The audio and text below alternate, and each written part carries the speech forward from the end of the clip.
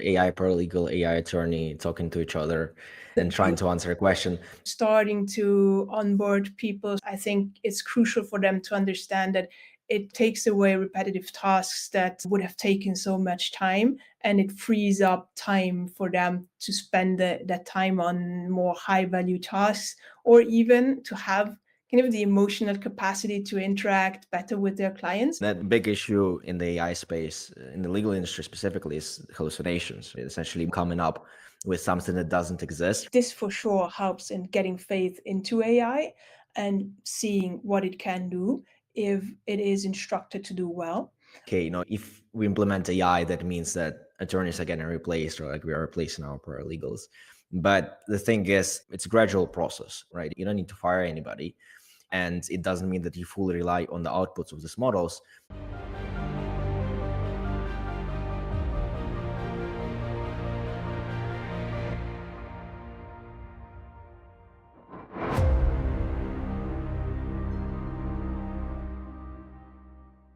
Time of day to everyone. Welcome back to the Automation for Lawyers podcast. I'm your host, Martin Kravchenko, CTO at Automation for Lawyers. I'm joined today by Susanne Waldthaler. We have met in an AI/automation group online, and her team is building a cool legal tech tool right now. So I decided to bring her on today to showcase some of her work. Susanne is the CEO and co-founder of WeDoMagic, an Italian startup focused on transforming the legal industry through AI. Growing up as science enthusiasts, Susanne and their team have always been fascinated by how technology can solve real-world problems. With this passion as their driving force, they developed Nomos Suite, an innovative AI platform built to support Italian lawyers in their everyday work.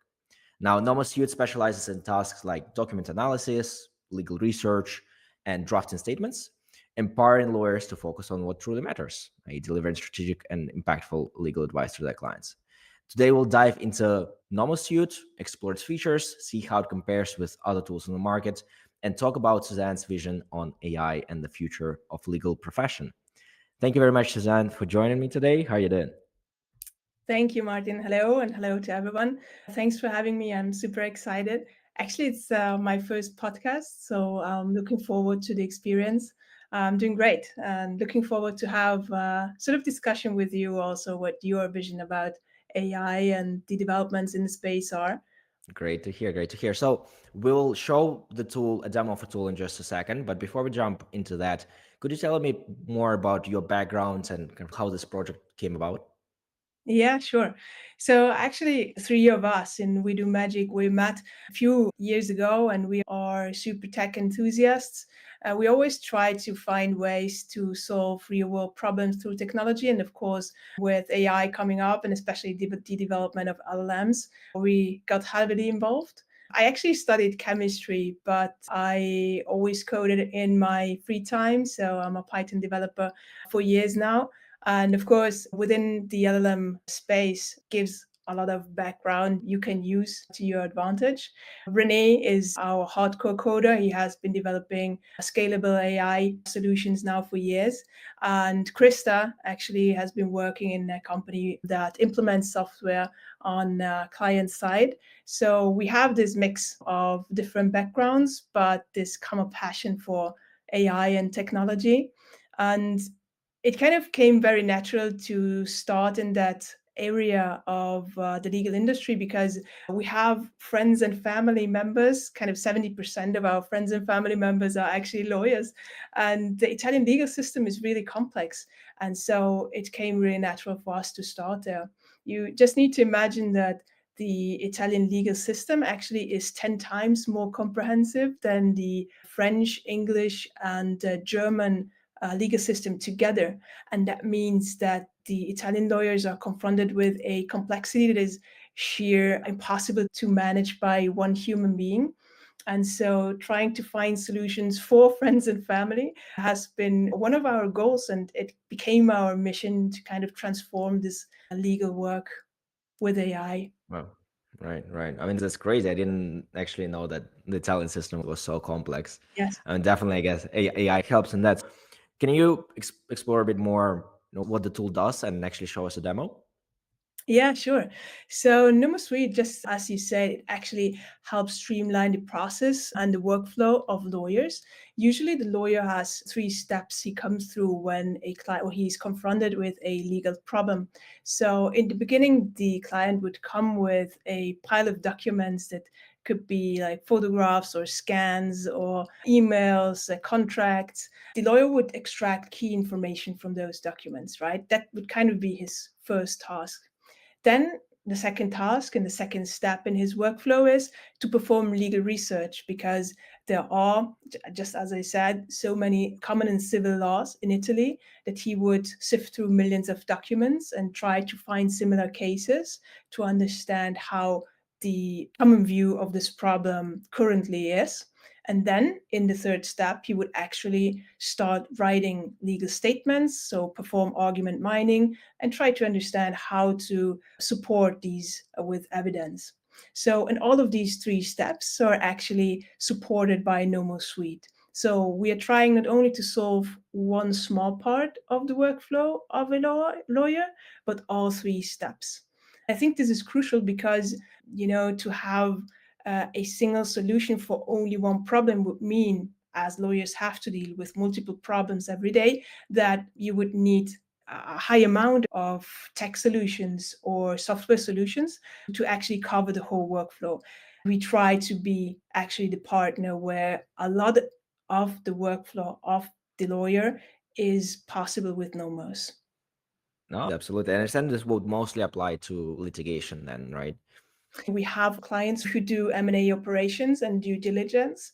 One special feature of our software is very helpful there to extract key information and to just make it also verifiable what the information that has been extracted is and from which document it is extracted from. Right. I mean, that big issue in the AI space, in the legal industry specifically, is hallucinations. Essentially coming up with something that doesn't exist because it wants to be helpful, because it's based and trained on language. So how do you tackle that problem? Yeah, so that's actually, I think, the most common problem for applications in the legal space, but also the most scareful, because when you are dealing with customers that are maybe in a more creative space, then it's no problem for a model to come up with things that are maybe more creative than also a human thought. But it is a real problem in the legal space where you have this regulatory framework and you cannot invent stuff. So of course, we have trained models of our own for specific cases, for specific tasks. Actually, we have a small AI firm behind our software. We have different AI agents that have very specific tasks and are trained on that task and that task only. They work in a team together behind our software. That is one part. But of course, the second part is that we allow our model only to give verifiable answers. So the user would be able to understand where this answer comes from and verify the source. We can see it later in the demo, but we actually keep the possibility for the lawyer to be in control of what information he's consuming and to be able to verify that information. Right. So let's jump into the demo and see it in action. Okay, I'm gonna share my screen. You tell me if you see. Yep. Perfect. Okay, so this is kind of, I first talked about the three steps a lawyer usually goes through. Of course, our software is specialized on the Italian law and for the Italian market. So you're guys going to see a few things in Italian. But anyhow, this is the first step is this doc check. So when a lawyer gets confronted with a lot of documents from their clients, then we have the possibility to do the legal research, either through a normal search, which is similar to what they do now in databases, or through the chat. And then they would perform argument mining and getting drafts for the legal statements.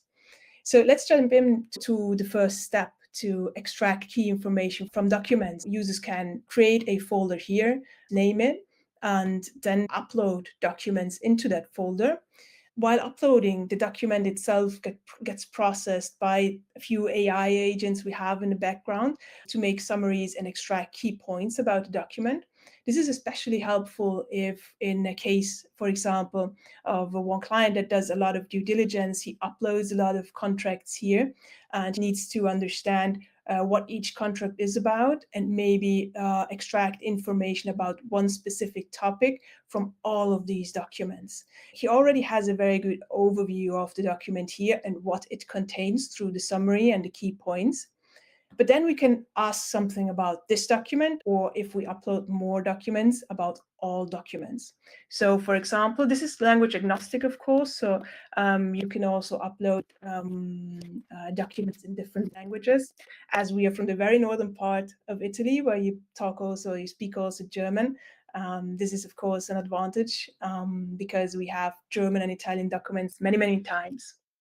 So let's just ask a question in English. So give me an overview of the document. Just a very simple question. This is a court ruling actually, and it's going to give an answer about what this document is about, and it's going to extract key information about the document.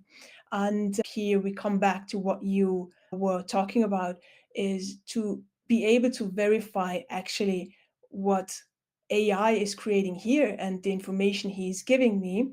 And we solve this by linking actually the page and part of the page where this information comes from.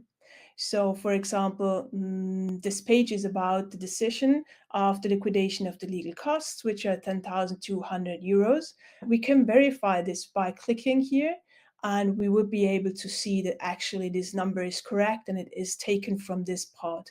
So this is a court ruling which is actually available online. This is something where we give the user the possibility to verify, not only to foster the faith into AI, because we know it is an industry that maybe is a little bit behind in adopting digital tools, digital processes, but this for sure helps in getting faith into AI and seeing what it can do if it is instructed to do well.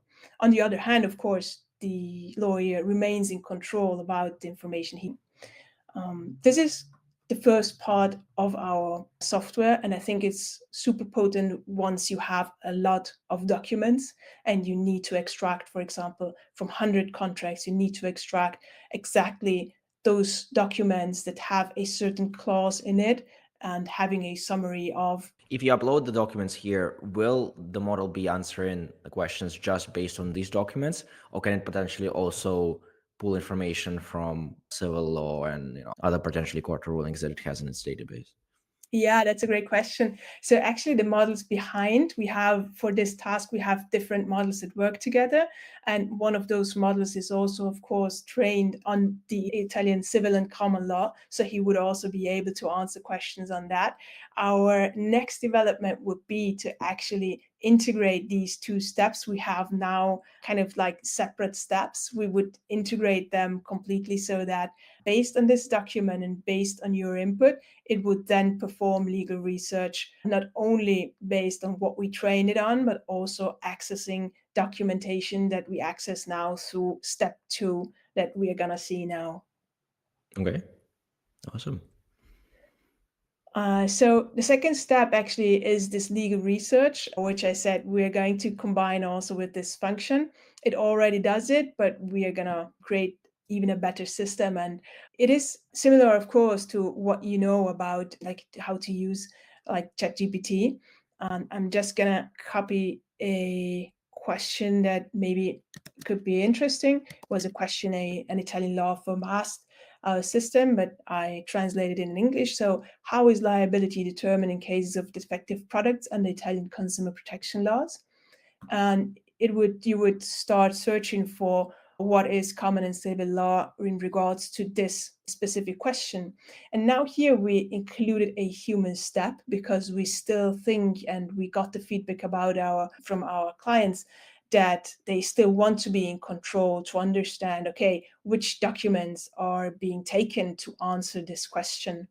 And then you can continue or you can select and deselect actually the documents you want to include in this answer. And so it makes a summary of all the documents it finds and which you selected to be included in your answer. And you are going to get an answer that is actually based only on these sources. And there we come back to what we discussed before.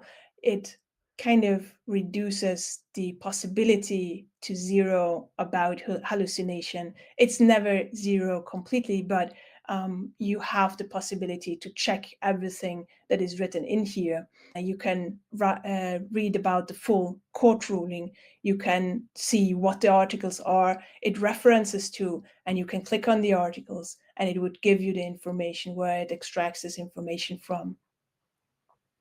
Right. And how often will this information that it has access to be updated in terms of new court rulings? It's being updated every night, actually. So it's super updated. And of course, I gave you a little bit of information what the Italian legal system looks like.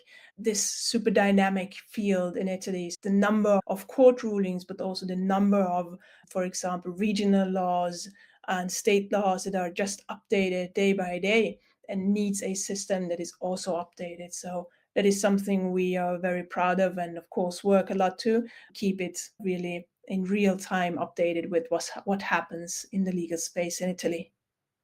Yeah, and it's a big thing because obviously, if you just go to Claude, you go to ChatGPT, these models have been trained on data, and often there is a few months lag in between the current date and the cutoff training date for this model. So, for example, for Claude, I believe that's for their latest models, April 2024, Yeah. right? So, obviously, if something has happened after that, then the model wouldn't know about it. And so, here's really kind of the power of the combination of using LLM to understand the language, but then you're basing it on this document base, which can be updated as often as every day. Exactly, exactly.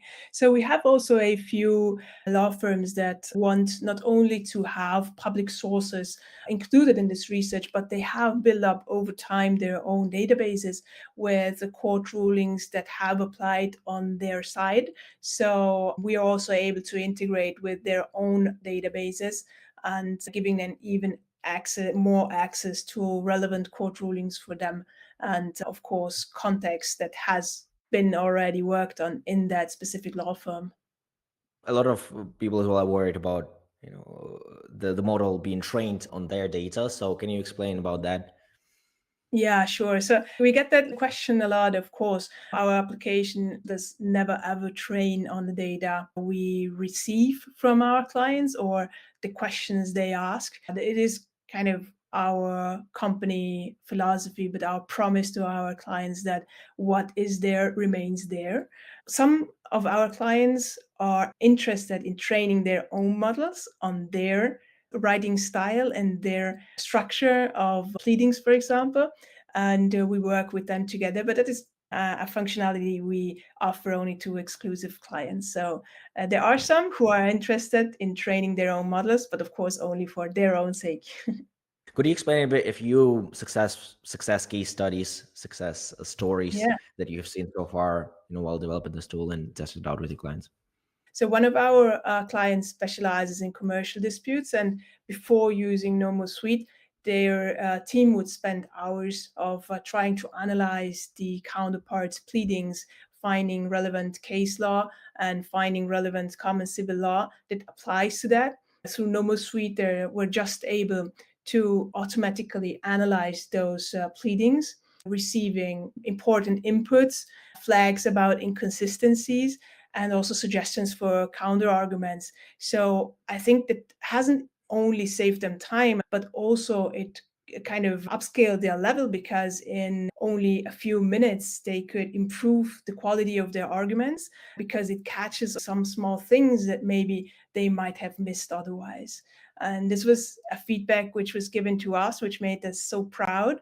And thinking about that we are only in the beginning of this trip, of this AI trip, it makes us really confident for what we can develop also in future. This is kind of Right. one use case. Right. And I mean, some attorney and firm owners, would think that like, hey, if we implement AI, that means that attorneys are getting replaced, or like we are replacing our paralegals. But the thing is, it's a gradual process, right? And you can implement a tool like this, which will speed up your workflow, right? You don't need to fire anybody. And it doesn't mean that you fully rely on the outputs of these models, but you can almost consider it a helper tool, right? So just to check some things that you, for example, have potentially missed, or to format the data in a particular way, or to do a quick search over the documents that would take a paralegal maybe an hour to do, right? Ultimately, that's the power of these tools, to augment the journey, not necessarily like replace outright or fully trust in its outputs. Ultimately, after all, that still will be verified by actual humans. Absolutely, absolutely. I agree 100%. And we get that fear also a lot of times when talking with clients. Of course, it's never talked about in the beginning, but it comes out kind of in the end of a discussion and in the end of analysis of what their processes in their daily workflow is. It comes out, of course, but because it's just not the technology they have been using.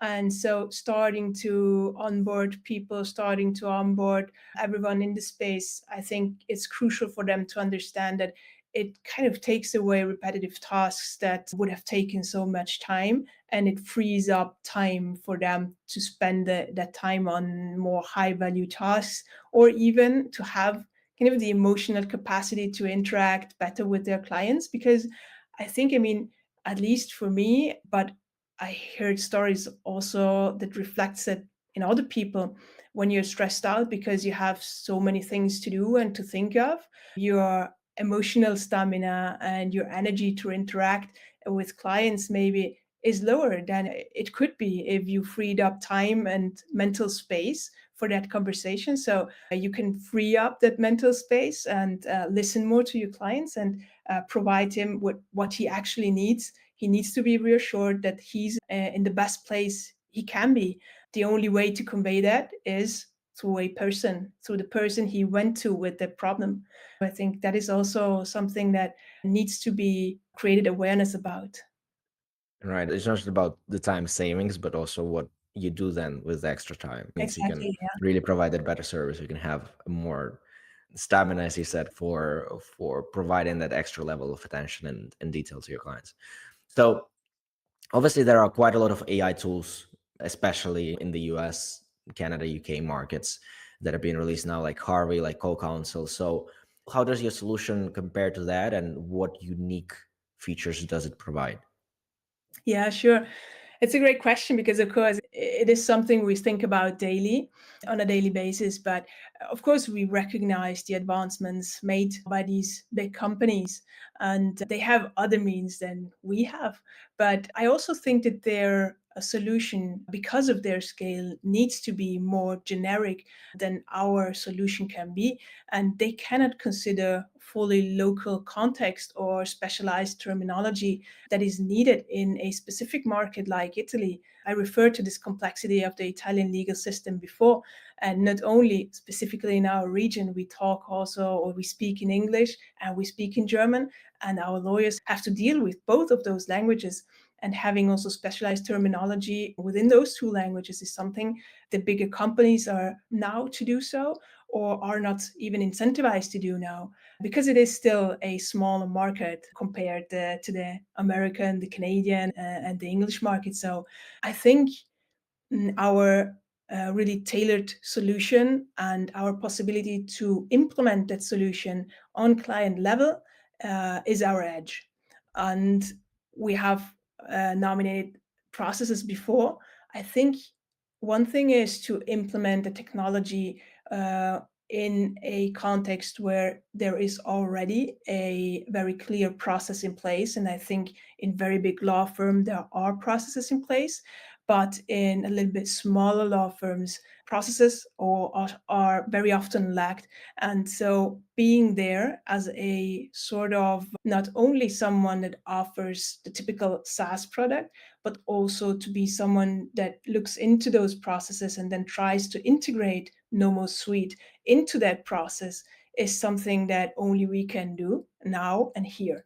And that is something we want to build on, and we think is a winning strategy, at least in the midterm. Two very important points that differentiate you from the other providers. And one is, the region specificity, right? Mhm. As you mentioned, obviously the Americas, US, Canada, UK, big markets. And even with markets like UK, for example, Call Council, that was recently acquired by Thomson Reuters, they have just recently entered the UK market. So there is definitely a need and an opportunity for, people like you, for tool makers, to provide those solutions to these markets, to enter some of the small local markets at all, right?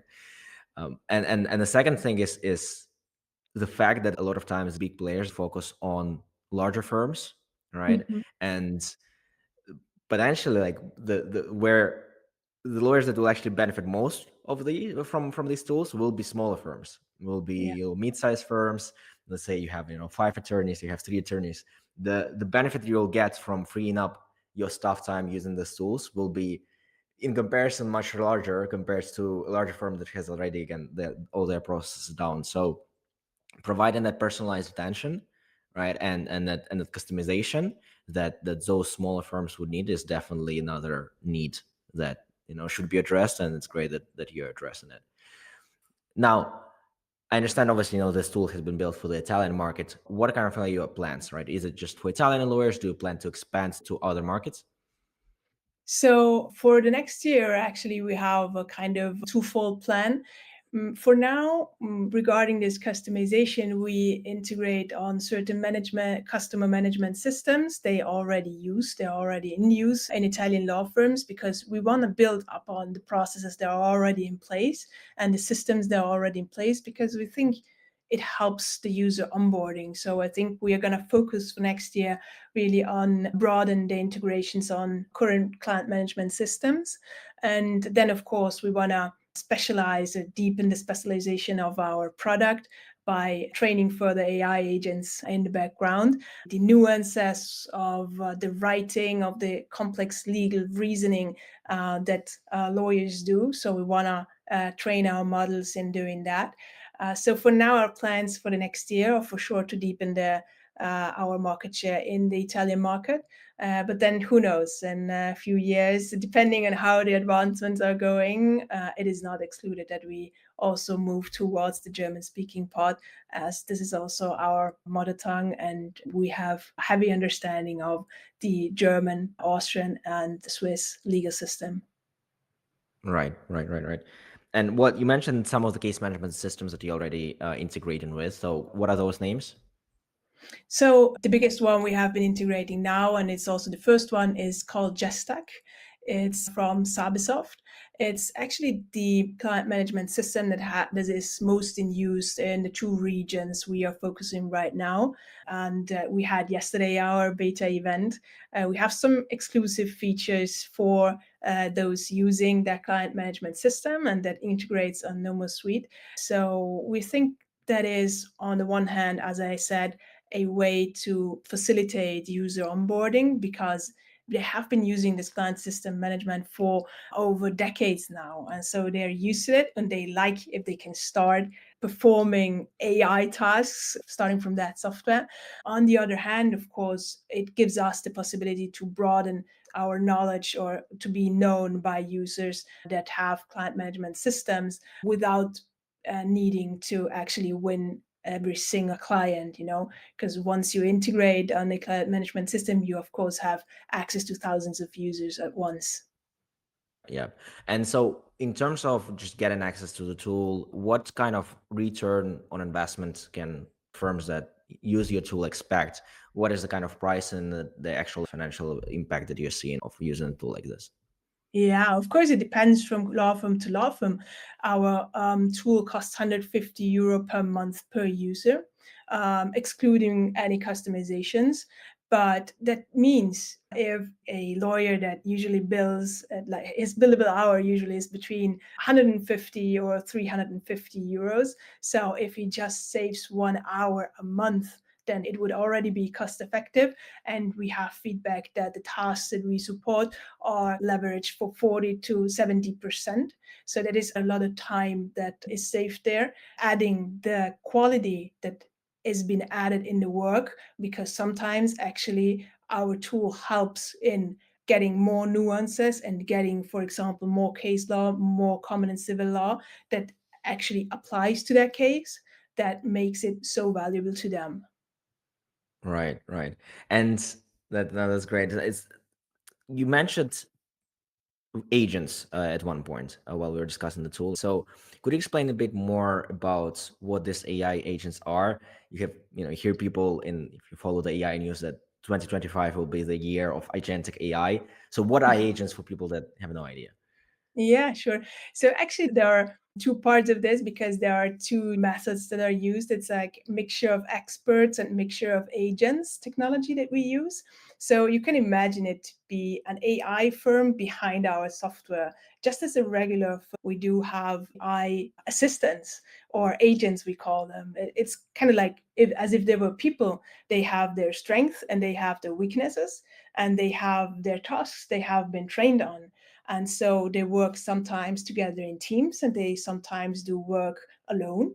And sometimes they talk to each other, getting a better output than if it has, and then it would have been the output from only one agent.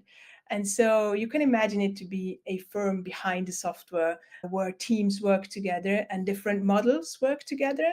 AI paralegal, AI attorney talking to each other and trying to answer a question. And I imagine also specifically focused, I guess, on some practice areas and not only just like general hierarchy, right? That you'd have each one of those agents specialized. Absolutely, absolutely. Because also the process within one legal area is a bit different than in another legal area.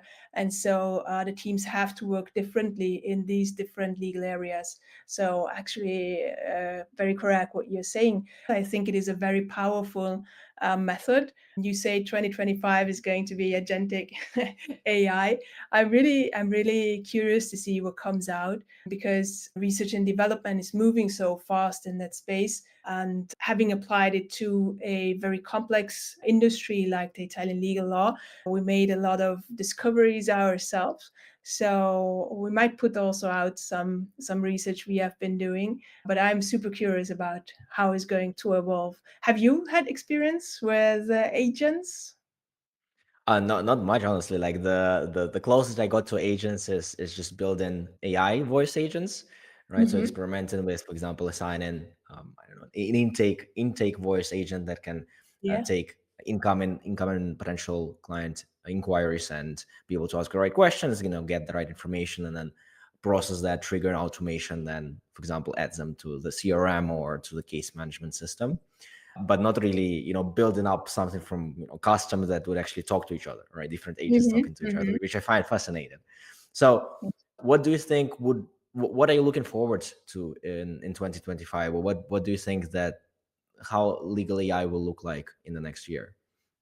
Yeah, so I'm really curious to see how the uptake of the industry actually is going to be because we know it's kind of a more conservative area. It is also an area where you need to provide a control mechanism for the lawyers in order for them to really use AI. So that's why we implemented some things that gives them actually a feeling of I'm still in control and I can verify information. So I'm really curious to see how people are going to adopt it. So lawyers are going to adopt it and are going to react to these developments.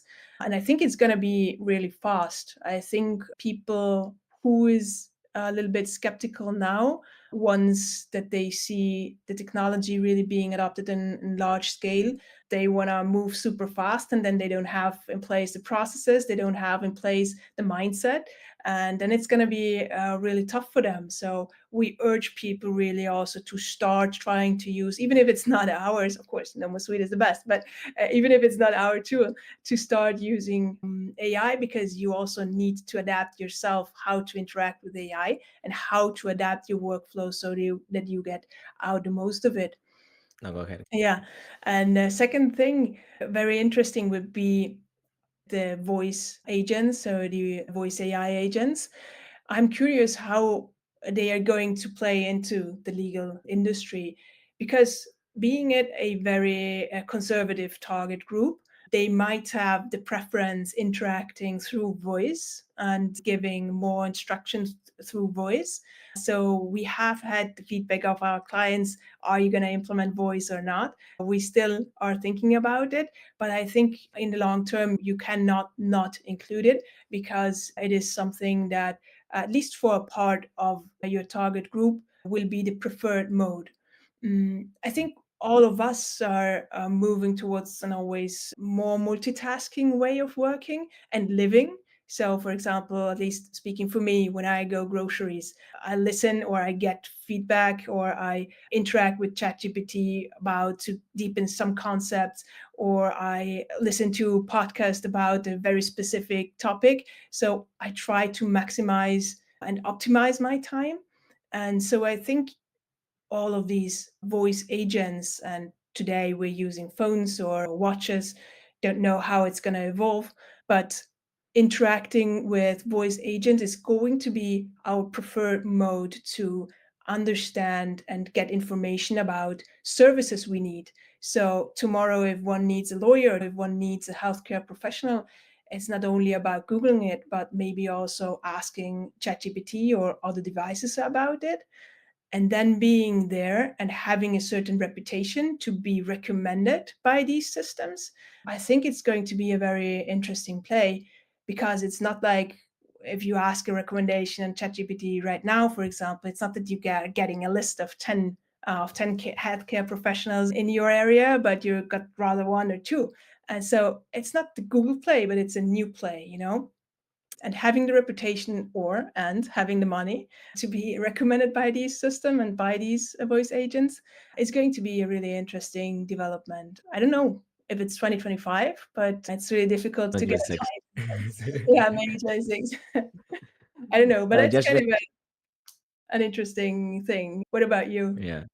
No, I mean, just to clarify well for the audience, it's, we're talking about what we talked about voice right now is more so for there's like internal use, right? It's not that, you're replacing your receptionist or, your client advocate with an AI. You're interacting with the systems via voice, right? And Yeah, ultimately, I think that should be the end goal, ultimately, right? Because using the keyboard and the mouse is not really the most natural way of going about it, right? Just as text in is much slower ultimately than just talking to a person in real time. So just yeah. recently, one of these firms, HeyGen, they produce AI avatars, right? And so you can create an AI avatar of yourself.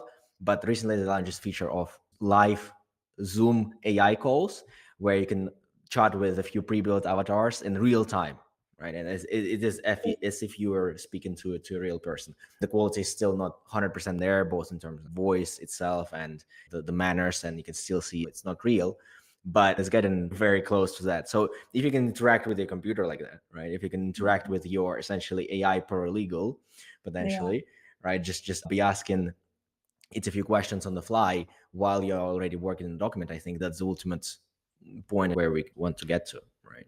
Absolutely. Yeah, that would be great. At least one further nuance to that. At least I see when I interact through keyboard and mouse, it forces me to be very specific about my goals and very specific about the workflow I want to have or the format I want to have for my output. I think I'm not sure how are people actually prepared today to give good instructions to their paralegals. I mean, if you're interacting with a human, then for now it's like, okay, I'm giving you a task and you would ask me questions, and I think we are going to get there very, very fast. But I have just experienced that interacting with the keyboard helps me in being very specific and rethinking what I thought would have been my goal initially, but then I refine it through the keyboard. How do you think this is going to be in a voice interaction? Yeah, I think it's about the quality and the speed of the response that you get from the model. Because honestly, myself, I've also not been using AI, like voice AI, that much. So, for example, in ChatGPT, I usually just type in, as you said, Mhm. because it helps with the formatting. But I think it's because at the moment, it's there is a delay in the back and forth, right? So I need to type, then I need to wait for it to respond, then I need to go back. And also, the model itself doesn't have context for what you're seeing on your screen. It cannot respond very fast in real time. And so I think that as those capabilities of these models increase, you'll actually be able to almost, just if you're training a human, right? If you're training your new paralegal that you just hired, right? You'd be explaining a process to them and showing them something on the screen, potentially typing something in, telling them something, they asking some questions back and forth. If you can enable that seamless interaction, I think that's will be the point where this voice input and output will make sense, right? Yeah, For yeah. because if there's true collaboration where you can both interact with the computer, both the AI and yourself, and both of you have that context. So that's gonna be really the end goal and the end game, actually. Exactly. I'm tired of my keyboard. If that can be replaced and I can follow instructions nicely, then I'm very happy talking to it. Well, you Um, already I- bought a very nice mic to yeah, interact. exactly. So it can hear me well. You better use that. Yeah. Now, let's talk a bit about scaling fast, right? You mentioned that, or not scaling fast, but like adapting fast at least.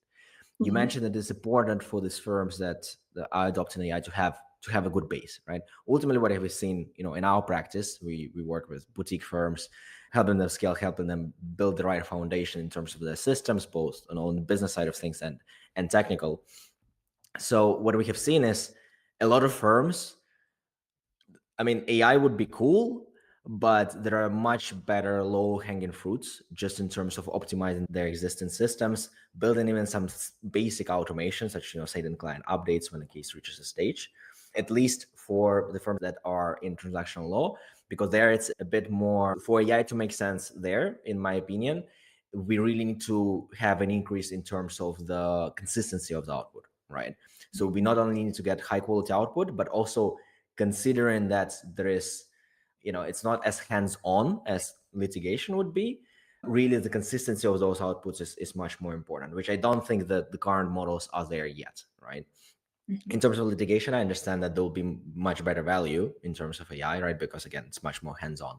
So can you talk about your experience of, working with clients? You mentioned obviously helping them out as well with their internal processes.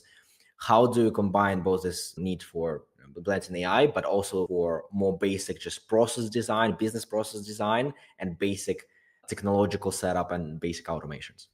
Yeah, sure.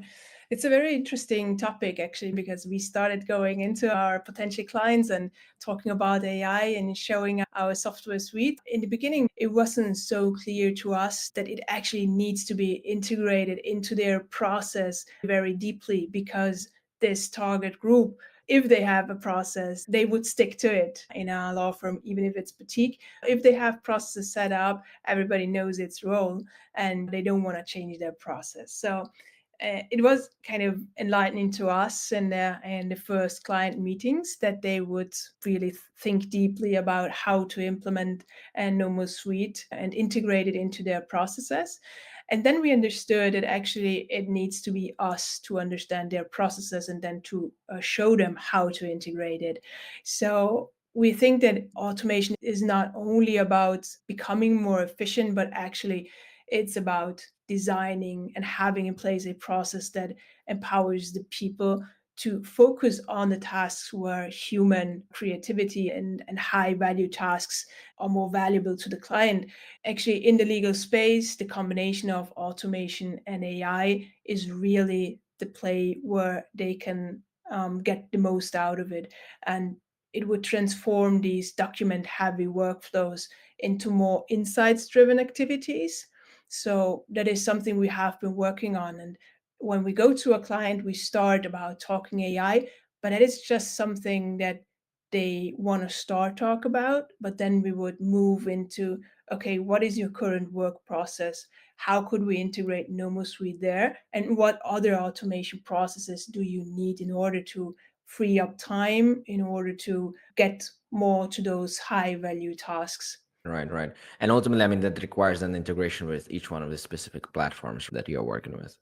Where very often, yes. Very often, yes. We try to integrate more on these client management systems rather than maybe other software they use. We then would move into what other systems could we integrate with your client management systems. But there are very unique challenges in each of the law firms. So there's actually no real blueprint, at least for us, where we have seen, okay, I can apply this to 100 law firms in my Yeah. region.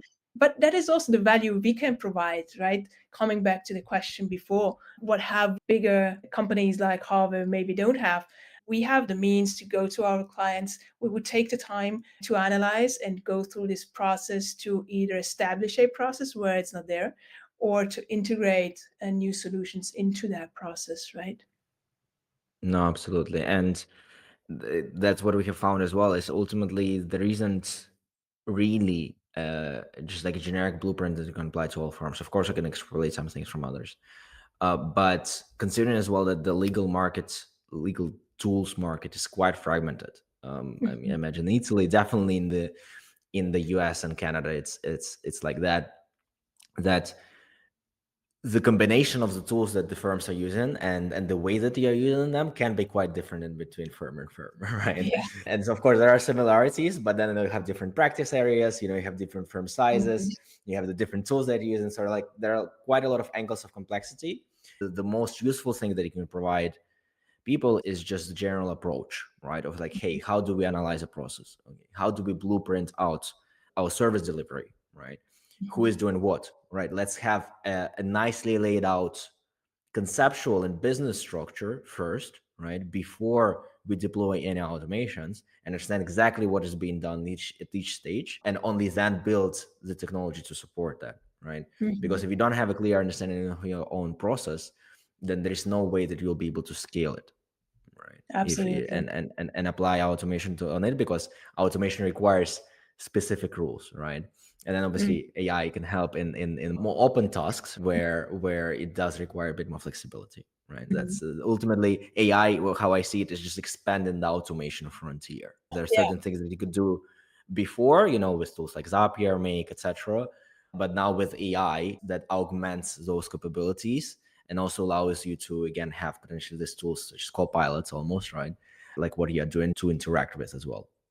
Yeah, yeah, absolutely. And so, one thing that comes into my mind, and maybe we have touched upon it before, is this mindset you need to understand to get people on board.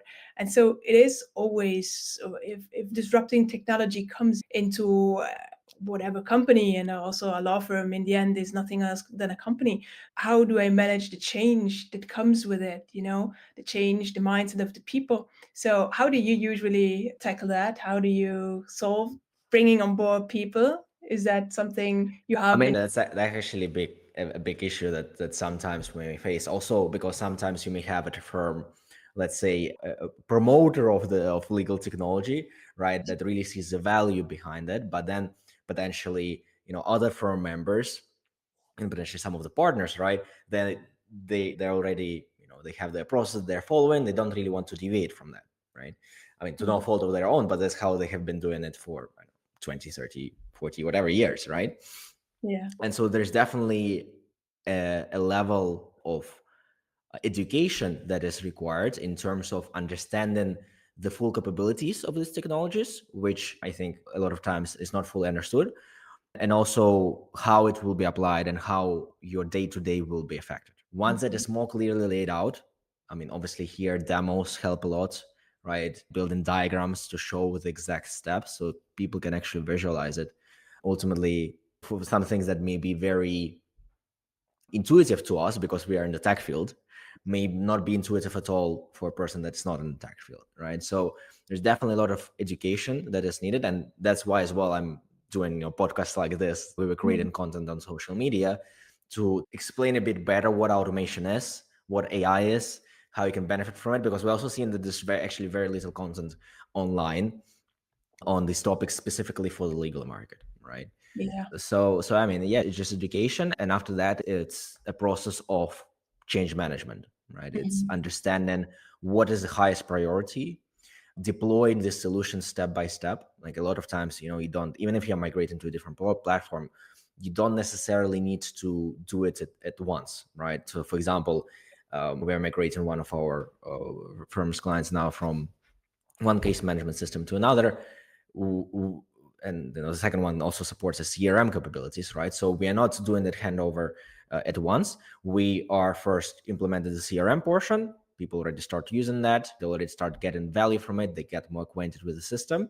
And after that, we are transitioning the other part, which is the case management. Same could be applied if you have multiple practice areas. You can apply a specific tool to one practice area, see how that goes, do a pilot, and then apply it to others. Obviously, you can also apply it to specific people in the organization. So one person starts using this tool, and other people are still waiting, seeing how that first pilot can do. So, I mean, that ultimately in project management in general, there are multiple ways that you can go about it. But I think it's having a clear understanding and education of the benefits of the solution and how it will actually look like on a daily basis, especially with visuals. And two is actually deploying step by step and not rushing into it, because if you rush into it, then you have higher chance of something Yeah. breaking or people getting frustrated. True, true. Interesting, interesting. I mean, you have a lot of experience really you're so deep into creating processes and automations much more than we are. And so it was very interesting for me to understand what your approach is, but it's also what we sense. So depending on the people, depending on the law firm, depending on how many areas of law they would work on, and they have other needs and they have other ideas of how to do change management and how to bring the people on board. So you really need to Yeah. be flexible there. And I think ultimately what you need is just somebody that can be somebody in your firm or an external party, a consultant like yourselves, potentially ourselves, that has a more holistic vision of the business, right? Because if you just work with these tools in isolation, yes, you can achieve a certain result, but it won't be game changing for your firm, right? And again, there are a lot more complexities, especially on the human side of things, of people actually Mhm. using the system. Yes, you can deploy the tool. If people are not using it properly, then you're not getting the benefit of the tool. So you need to have somebody that can understand the full picture and human side of things, understand how these tools will be applied. If you have that, then you have higher chance of success in any project. Absolutely. I agree. All right. Well, let's wrap things up here. It was a very insightful conversation. Thank you very much for joining me today, Suzanne. If people want to reach out, how can they connect with you? Yeah, so find me on LinkedIn. You can also book a 30-minute call with me directly.